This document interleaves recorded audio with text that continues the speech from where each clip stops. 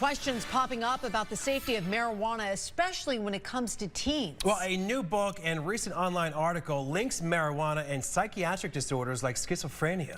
13 Action News anchor Carla Wade looked at the claims and talked to an expert about what you should know to keep your family safe. Legal marijuana changed the landscape of Las Vegas and how some parents talk about pot with their kids. Since the marijuana laws changed, I actually have had that conversation with my kids asking me to have an edible or to smoke weed like I would have done back, 30 years ago when I was a teenager. Nicole Sharp is a mother of 3.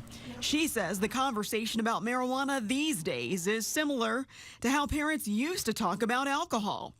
But a new book called Tell Your Children, The Truth About Marijuana, Mental Illness, and Violence has reignited an old debate about whether pot triggers certain mental illnesses like schizophrenia. One of my children is actually been treated for anxiety disorder and bipolar. So I'm actually surprised that I haven't heard more about it. Unfortunately, up until this point, those have largely been anecdotal and based on sometimes flawed science.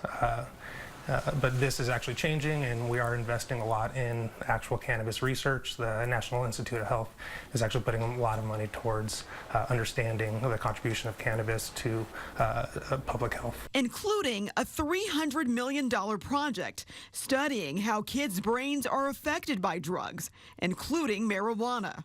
But for now, the #1 risk factor for developing schizophrenia is a family history of this. As the debate continues, Dr. Castillo says while the brain is still developing, he recommends no one under 25 use any intoxicating substance. It is a drug, whether it's a legal drug or not. It's not something that, I don't let my children decide how much ibuprofen they want to take or cold medicine they want to take when they get sick. I'm not going to give them that option when they're underage of deciding to medicate or recreate. Carla Wade, 13 Action News, elevating Las Vegas.